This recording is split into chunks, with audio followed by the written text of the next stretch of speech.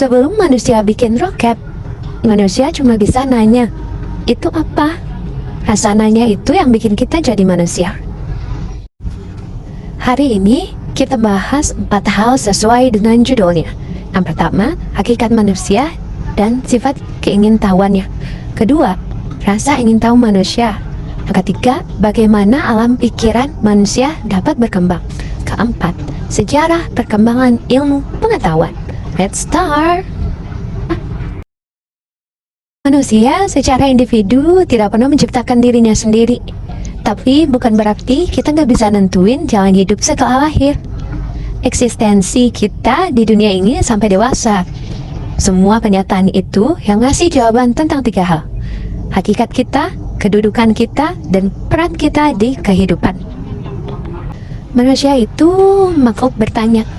Kita punya hasrat buat mengetahui segala sesuatu. Dorongan ingin tahu itu bikin kita nanya bukan cuma tentang hal di luar diri, tapi juga tentang diri sendiri. Dari dulu sampai sekarang, dalam ruang dan waktu, manusia selalu berusaha ngerti dirinya bagaimana. Menurut Mick Kelly, yang dikutip Nur Yamin, sifat manusia itu beda-beda. Setiap karakter punya nilai tersendiri. Kita lahir bawa potensi. Potensi itu harus dikembangkan. Caranya gimana? Lewat pendidikan sepanjang hayat dan berfilsafat. Pendidikan itu diselenggarakan buat ngembangin seluruh potensi manusia ke arah positif. Karena kalau kita terus ngembangin diri, kita jadi manusia seutuhnya sesuai potensi yang kita punya. Pada hakikatnya, manusia butuh pengetahuan buat berkehidupan. Pengetahuan itu macam-macam bentuknya. Pengetahuan biasa, pengetahuan agama, pengetahuan filsafat, dan pengetahuan ilmiah. Dan semua itu penting. Salah satu sikap ilmiah paling penting yaitu rasa ingin tahu. Sikap ini sangat diperlukan di zaman sekarang. Kalau nggak penasaran, kita pasti ketinggalan info yang berkembang pesat. Di pembelajaran juga sama. Sikap ingin tahu manusia itu udah dikembangkan sejak 1977 oleh 1989 oleh Harlan, Gruber, Gell-Mann, Ranganat. 2014 ngebuktiin lewat penelitian ilmiah, curiosity naruh keingatan. Penelitian mereka nemuin kaitan antara motivasi ekstrinsik dan internal curiosity. Intinya, penting banget menstimulus curiosity buat nyiptain pembelajaran efektif. Gruber bilang, hasil rasa ingin tahu itu tinggi, bikin siswa nggak cuma tertarik sama info, tapi juga tertantang mempelajarinya. Karin 1997 ngedefinisikan curiosity sebagai keinginan dan kebutuhan buat dapat jawaban dari pertanyaan, atau hal yang bikin penasaran mendalam. Rasa ingin tahu bisa numbuhin motivasi internal buat belajar dan memahami sesuatu. Jadi, gimana ngembangin rasa ingin tahu di proses pembelajaran? Caranya, ajukan pertanyaan yang menantang dan kritis. Bikin peserta didik penasaran buat nyari jawaban. Kalau udah penasaran, mereka gerak sendiri. Pada dasarnya, manusia ciptaan Tuhan paling sempurna di bumi. Tapi fisik kita terbatas. Ukuran, kekuatan, kecepatan, panca indera. Tapi kita unggul di satu hal, yaitu akal. Lalu, kenapa manusia berhasil? Karena akal. Akal manusia lebih baik dari makhluk lain. Itu bikin kita gampang adaptasi sama lingkungan. Alam pikir manusia berkembang lewat kemampuan berpikir, bernalar, akal, dan nurani. Itu yang bikin kita selalu berusaha berbuat lebih baik dan bijaksana buat diri dan lingkungan. Manusia makhluk berakal dengan derajat tertinggi dibanding hewan. Rasa ingin tahu inilah yang bikin pengetahuan berkembang. Dengan rasa ingin tahu besar, manusia terus nyari keterangan tentang fenomena alam dan ilmu pengetahuan yang luas. Ditambah teknologi makin berkembang sesuai zaman, makin gampang mencari info. Akibatnya, alam pikir manusia berkembang terus. Menurut Auguste Comte, 1798 sampai 1857, perkembangan jiwa manusia ada 3 tahap. Tahap pertama, teologi atau fiktif. Manusia nyari sebab pertama dan tujuan akhir segala sesuatu. Semua dikaitkan ke kekuatan gaib. Gunung meletus, itu dewa marah. Semua gejala diatur dewa atau kekuatan gaib. Tahap kedua, filsafat atau fisik atau abstrak. Manusia masih nyari sebab utama dan tujuan akhir, tapi udah nggak nyandarin kekuatan gaib. Udah pakai akal sendiri. Akal yang mampu abstraksi buat nemuin hakikat segala sesuatu. Tahap ketiga, positif atau ilmiah real. Manusia udah berpikir positif berdasarkan pengamatan, percobaan, perbandingan. Ini tahap sains modern.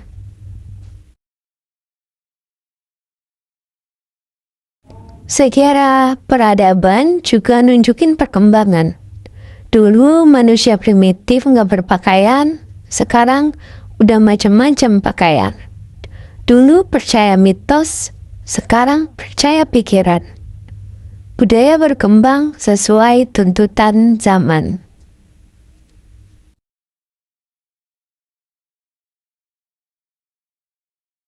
Van Porsen di buku Strategi Kebudayaan bilang, perkembangan budaya dipengaruhi cara pikir manusia.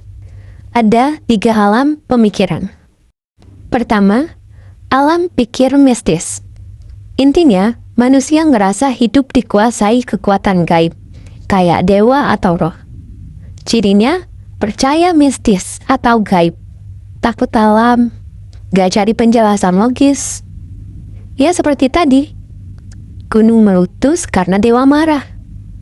Kasih sesajen biar gak bencana.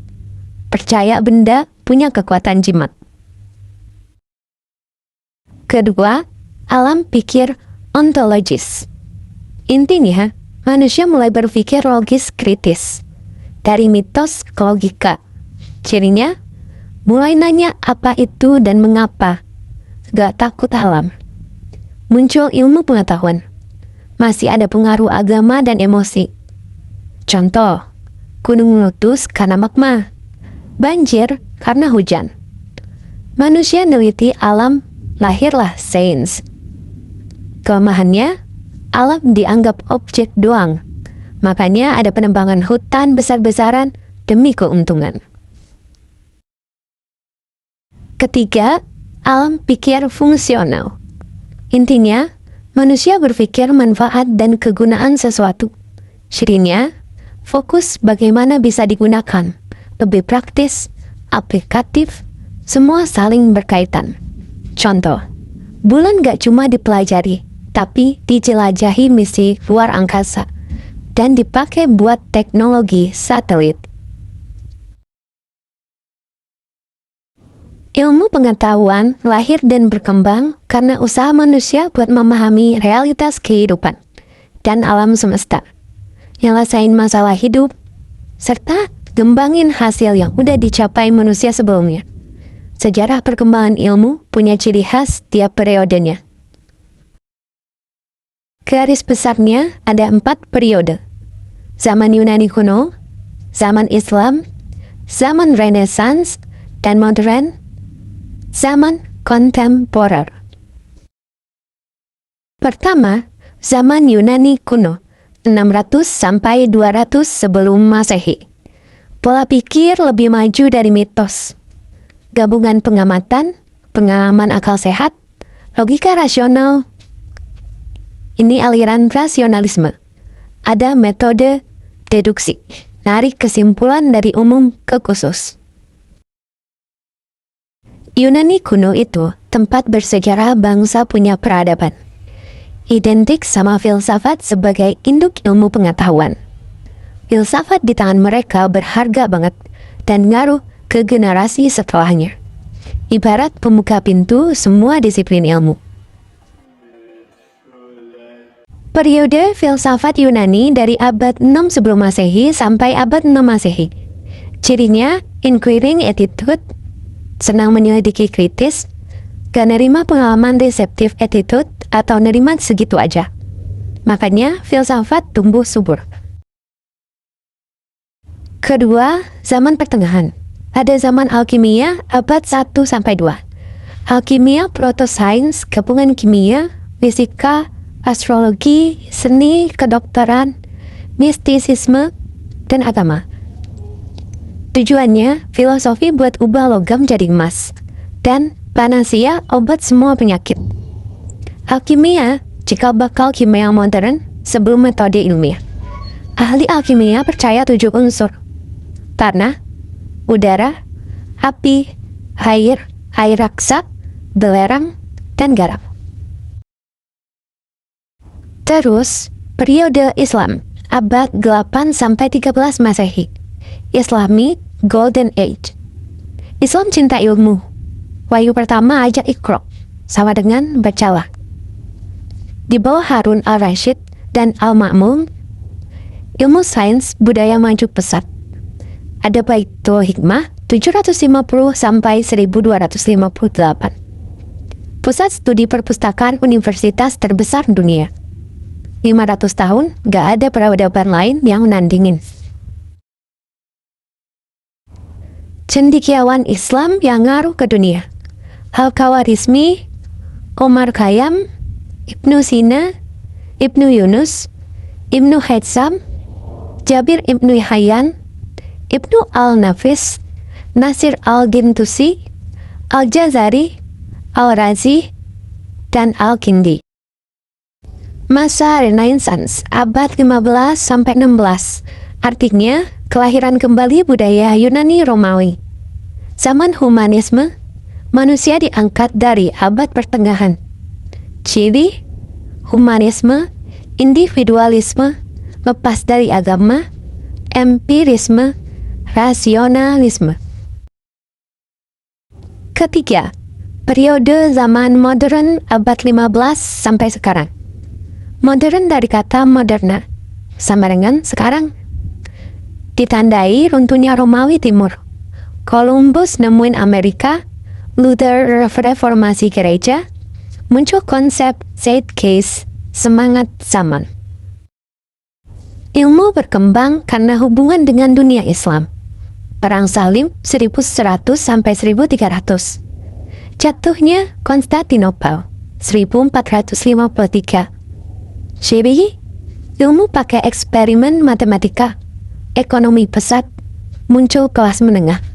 Manusia dituntut rasional, cerdas, mandiri. Tokoh penting, René Descartes, bapak filsafat modern. Quotes, aku berpikir, maka aku ada. Bikin koordinat Cartesius. Isaac Newton nemu gravitasi, kalkulus, optika cahaya jadi pelangi. Charles Darwin, teori evolusi. Struggle for life, survival of the fittest. Keempat, periode kontemporer abad 20 sampai sekarang. Era terbaru ilmu pengetahuan. Ciri, perkembangan pesat semua bidang ilmu sosial dan eksakta. Muncul teknologi canggih. Ilmu makin spesifik spesialisasi. Ditandai inovasi, rekonstruksi, dekonstruksi, ilmu. Ciri utama, ilmu cepat saling terhubung. Teknologi bagian penting hidup manusia. Fisika jadi pusat. Banyak penemuan abad 20 dipakai abad 21. Tokoh Albert Einstein, teori relativitas, mekanika kuantum, kosmologi, statistik. Perkembangan penting, sains besar big science, integrasi fisika kimia biologi. Contoh, Linus Pauling, ikatan kimia. penemuan DNA genetika oleh Watson, Crick, Rosalind Franklin, struktur DNA, rekayasa genetika, Human Genome Project, teknologi cloning John Gurdon, Ian Wilmut, cloning Dolly domba, tikus, kera, mulai dikembangkan buat manusia masih kontroversial. Teknologi komunikasi Maxwell, Hertz, radio, TV, HP, internet, teknologi modern, komputer internet, pesawat transportasi, robotika, medis laser USG, nuklir luar angkasa.